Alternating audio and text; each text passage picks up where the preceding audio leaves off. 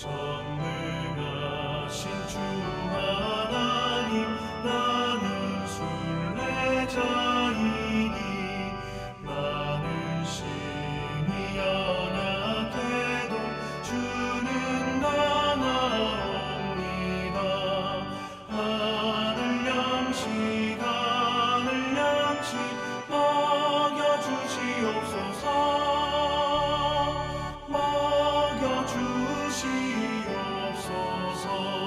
수정 같은 생명수를 마시도록 하시며 불과 구름 기둥으로 나를 인도하소서.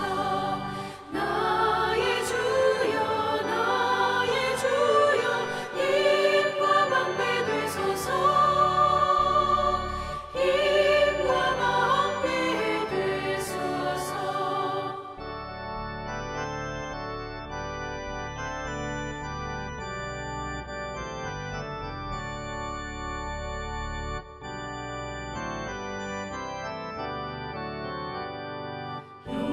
요단강을 건널 때에 겁이 없게 하시고 저기 배는 가나안 땅 편히 닿게 하소서. 영원토록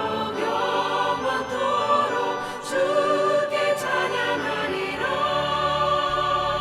주께 찬양하리라. 아멘. 오늘 우리에게 주신 하나님의 말씀은 에스겔 33장입니다. 에스겔 33장 말씀입니다. 여호와의 말씀이 내게 임하여 이르시되, 인자야, 너는 내 민족에게 말하여 이르라. 가령 내가 칼을 한 땅에 임하게 한다 하자. 그 땅 백성이 자기들 가운데 하나를 택하여 파수꾼을 삼은 그 사람이 그 땅에 칼이 임함을 보고 나팔을 불어 백성에게 경고하되, 그들이 나팔 소리를 듣고도 정신 차리지 아니하므로 그 임하는 칼에 제거함을 당하면 그 피가 자기의 머리로 돌아갈 것이라. 그가 경고를 받았던들 자기 생명을 보존하였을 것이나 나팔 소리를 듣고도 경고를 받지 아니하였으니 그 피가 자기에게로 돌아가리라. 그러나 칼의 임함을 파수꾼이 보고도 나팔을 불지 아니하여 백성에게 경고하지 아니하므로 그 중에 한 사람이 그 임하는 칼에 제거당하면 그는 자기 죄악으로 말미암아 제거되려니와 그 죄는 내가 파수꾼의 손에서 찾으리라. 인자야, 내가 너를 이스라엘 족속의 파수꾼으로 삼음이 이와 같으니라. 그런즉 너는 내 입의 말을 듣고 나를 대신하여 그들에게 경고할지어다. 가령 내가 악인에게 이르기를, 악인아, 너는 반드시 죽으리라 하였다 하자.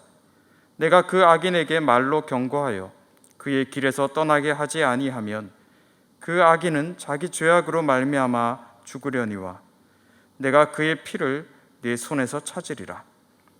그러나 너는 악인에게 경고하여 돌이켜 그의 길에서 떠나라고 하되 그가 돌이켜 그의 길에서 떠나지 아니하면 그는 자기 죄악으로 말미암아 죽으려니와 너는 내 생명을 보전하리라. 그런즉 인자야, 너는 이스라엘 족속에게 이르기를, 너희가 말하여 이르되 우리의 허물과 죄가 이미 우리에게 있어 우리로 그 가운데에서 쇠퇴하게 하니 어찌 능히 살리요 하거니와 너는 그들에게 말하라. 주 여호와의 말씀이니라. 나의 삶을 두고 맹세하노니 나는 악인이 죽는 것을 기뻐하지 아니하고 악인이 그의 길에서 돌이켜 떠나서는 것을 기뻐하노라. 이스라엘 족속아, 돌이키고 돌이키라. 너희 악한 길에서 떠나라. 어찌 죽고자 하느냐 하셨다 하라. 인자야, 너는 내 민족에게 이르기를, 의인이 범죄하는 날에는 그 공의가 구원하지 못할 것이요 악인이 돌이켜 그 악에서 떠나는 날에는 그 악이 그를 엎드러뜨리지 못할 것인즉 의인이 범죄하는 날에는 그 의로 말미암아 살지 못하리라. 가령 내가 의인에게 말하기를, 너는 살리라 하였다 하자 그가 그 공의를 스스로 믿고 죄악을 행하면 그 모든 의로운 행위가 하나도 기억되지 아니하리니 그가 그 지은 죄악으로 말미암아 곧 그 안에서 죽으리라. 가령 내가 악인에게 말하기를 너는 죽으리라 하였다 하자 그가 돌이켜 자기의 죄에서 떠나서 정의와 공의로 행하여 저당물을 도로 주며 강탈한 물건을 돌려보내고 생명의 율례를 지켜 행하여 죄악을 범하지 아니하면 그가 반드시 살고 죽지 아니할지라. 그가 본래 범한 모든 죄가 기억되지 아니하리니 그가 반드시 살리라. 이는 정의와 공의를 행하였음이라 하라. 그래도 내 민족은 말하기를 주의 길이 바르지 아니하다 하는도다. 그러나 실상은 그들의 길이 바르지 아니하니라. 만일 의인이 돌이켜 그 공의에서 떠나 죄악을 범하면 그가 그 가운데서 죽을 것이고 만일 악인이 돌이켜 그 악에서 떠나 정의와 공의대로 행하면 그가 그로 말미암아 살리라. 그러나 너희가 이르기를 주의 길이 바르지 아니하다 하는도다. 이스라엘 족속아, 나는 너희가 각기 행한 대로 심판하리라 하시니라. 우리가 사로잡힌 지 12째 해 10째 달 5째 날에 예루살렘에서부터 도망하여 온 자가 내게 나와 말하기를 그 성이 함락되었다 하였는데 그 도망한 자가 내게 나오기 전날 저녁에 여호와의 손이 내게 임하여 내 입을 여시더니 다음 아침 그 사람이 내게 나올 그때에 내 입이 열리기로 내가 다시는 잠잠하지 아니하였노라. 여호와의 말씀이 내게 임하여 이르시되 인자야, 이 이스라엘의 이 황폐한 땅에 거주하는 자들이 말하여 이르기를 아브라함은 오직 한 사람이라도 이 땅을 기업으로 얻었나니 우리가 많은즉 더욱 이 땅을 우리에게 기업으로 주신 것이 되느니라 하는도다. 그러므로 너는 그들에게 이르기를 주 여호와께서 이같이 말씀하시되 너희가 고기를 핏째 먹으며 너희 우상들에게 눈을 들며 피를 흘리니 그 땅이 너희의 기업이 될까 보냐. 너희가 칼을 믿어 가증한 일을 행하며 각기 이웃의 아내를 더럽히니 그 땅이 너희의 기업이 될까 보냐 하고 너는 그들에게 이르기를 주 여호와께서 이같이 말씀하시되 내가 나의 삶을 두고 맹세하노니 황무지에 있는 자는 칼에 엎드러뜨리고 들에 있는 자는 들짐승에게 넘겨 먹히게 하고 산성과 굴에 있는 자는 전염병에 죽게 하리라. 내가 그 땅의 황무지와 공포의 대상이 되게 하고 그 권능의 교만을 그치게 하리니 이스라엘의 산들이 황폐하여 지나갈 사람이 없으리라. 내가 그들이 행한 모든 가증한 일로 말미암아 그 땅을 황무지와 공포의 대상이 되게 하면 그때 내가 여호와인 줄을 그들이 알리라 하라. 인자야, 내 민족이 담 곁에서와 집 문에서 너에 대하여 말하여 각각 그 형제와 더불어 말하여 이르기를 자, 가서 여호와께로부터 무슨 말씀이 나오는가 들어보자 하고 백성이 모이는 것 같이 네게 나오며 내 백성처럼 네 앞에 앉아서 내 말을 들으나 그대로 행하지 아니하니 이는 그 입으로는 사랑을 나타내어도 마음으로는 이익을 따름이라. 그들은 내가 고운 음성으로 사랑의 노래를 하며 음악을 잘하는 자 같이 여겼나니 내 말을 듣고도 행하지 아니하거니와 그 말이 응하리니 응할 때에는 그들이 한 선지자가 자기 가운데 있었음을 알리라. 아멘.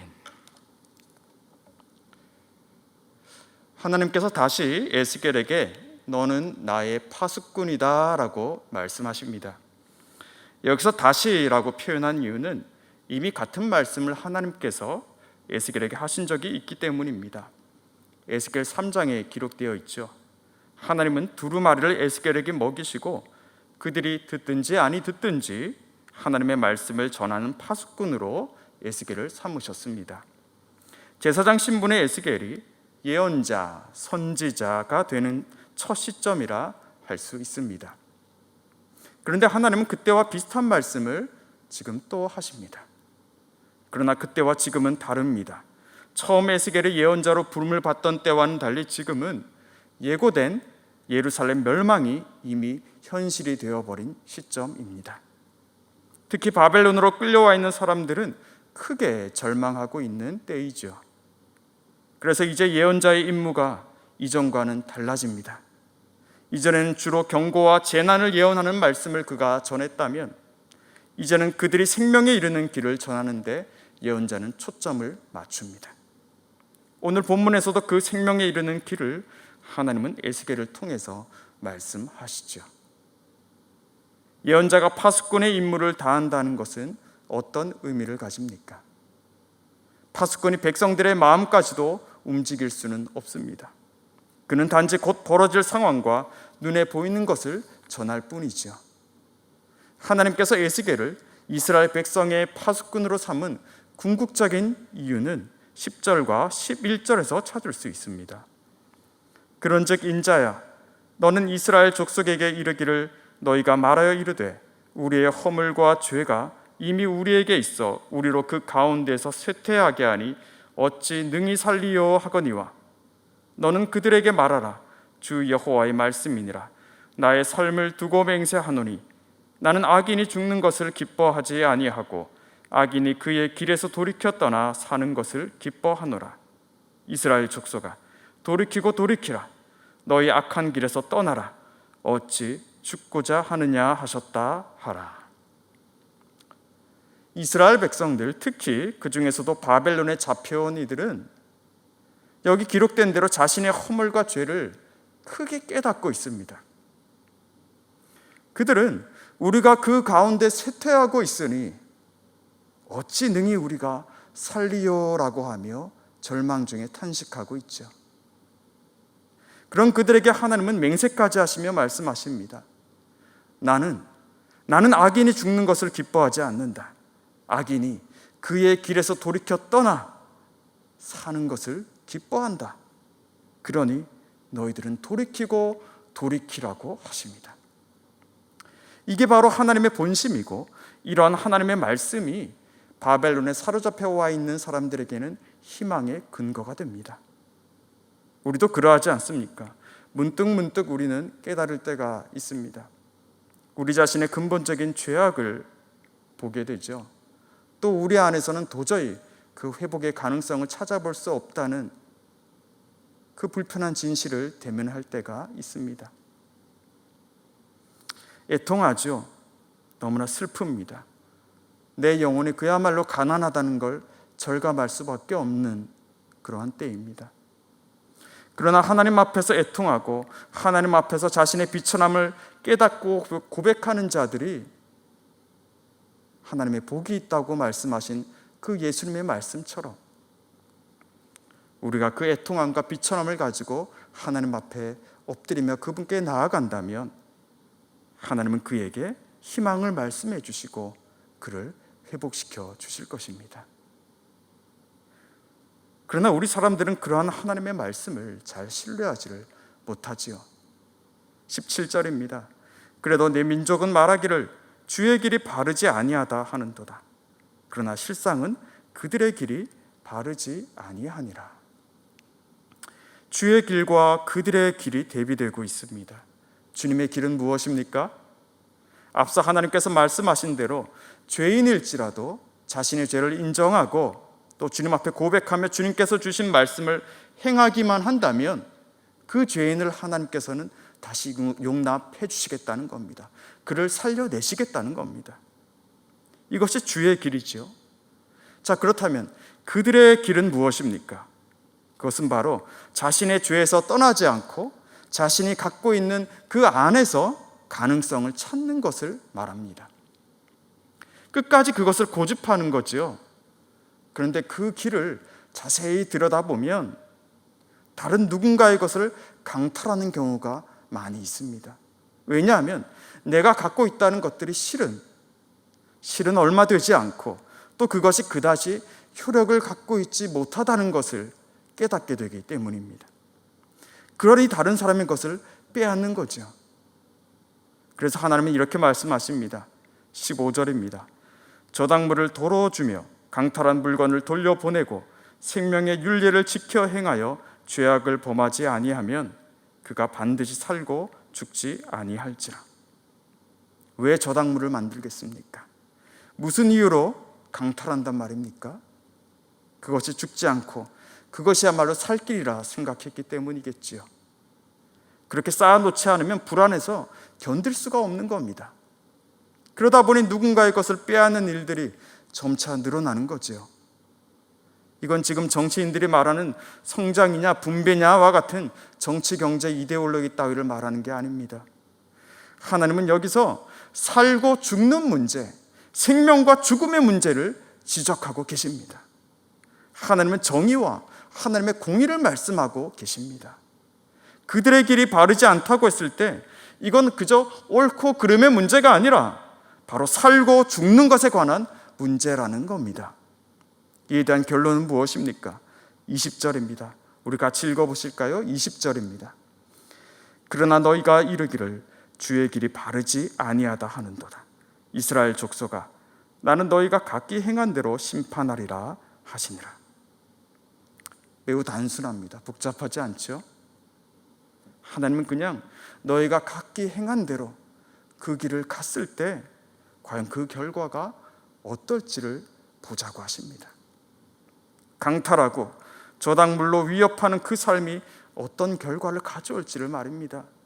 그 길을 따라갈 때 너희가 어디에 도달할지 한번 보자는 겁니다. 이건 그 중간에 하나님이 뒤집어 엎는다는 게 아닙니다. 그냥 그 길대로, 그 방법대로 모든 사람이 살아가고 있을 때, 거기에 혈안이 되어 있을 때 그 사회가 마침내 과연 어떻게 될지를 하나님께서는 두고 보자는 겁니다. 어떻습니까? 여러분, 이 말씀이 두렵게 여겨지지는 않으십니까?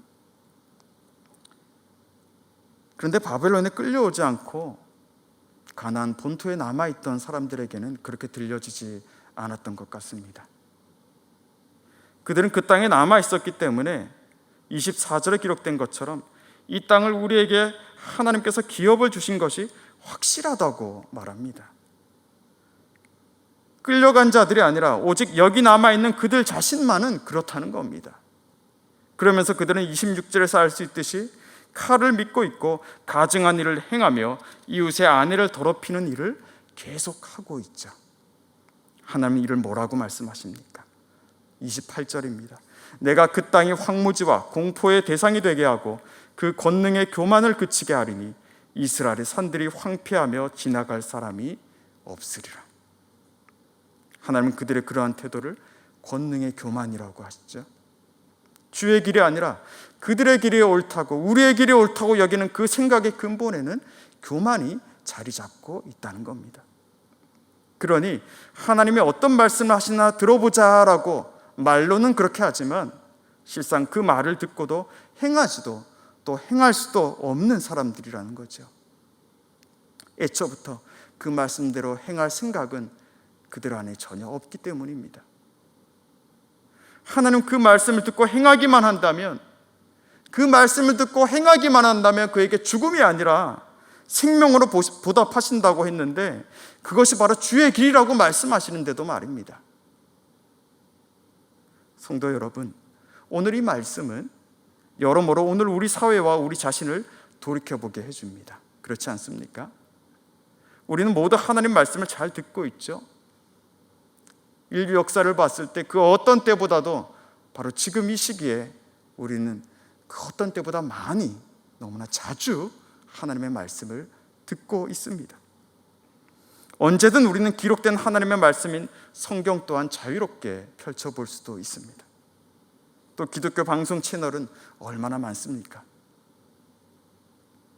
그러나 듣고 보고 읽는 것 그 자체가 곧 주의 길을 걷는 것이라고 말할 수는 없습니다. 그들의 길, 우리의 길을 여전히 고집하고 그것을 여전히 취하고 있다면 말입니다.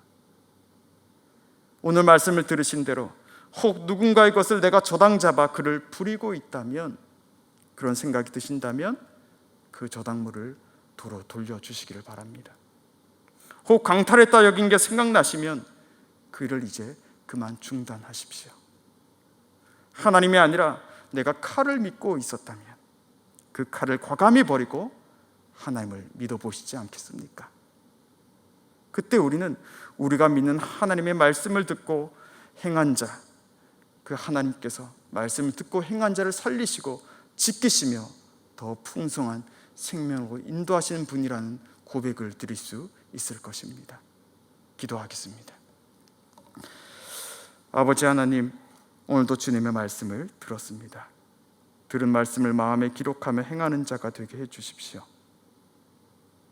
그래서 예수님 말씀하셨듯이 말씀을 듣고 행하는 자는 탕류가 부딪혀도 요동하지 않는 집과 같다고 하신 것처럼 우리가 날마다 하나님의 생명을 풍성하게 누리는 주의 자녀들 다 되게 해주십시오.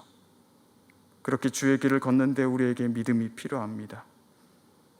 우리에게 주신 믿음으로 하나님의 하나님 되심을 드러내는 복된 삶을 살게 해주십시오.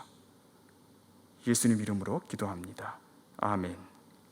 하늘에 계신 우리 아버지, 아버지의 이름을 거룩하게 하시며 아버지의 나라가 오게 하시며 아버지의 뜻이 하늘에서와 같이 땅에서도 이루어지게 하소서.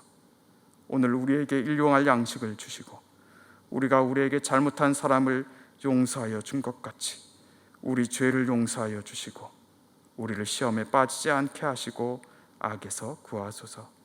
나라와 권능과 영광이 영원히 아버지의 것입니다. 아멘.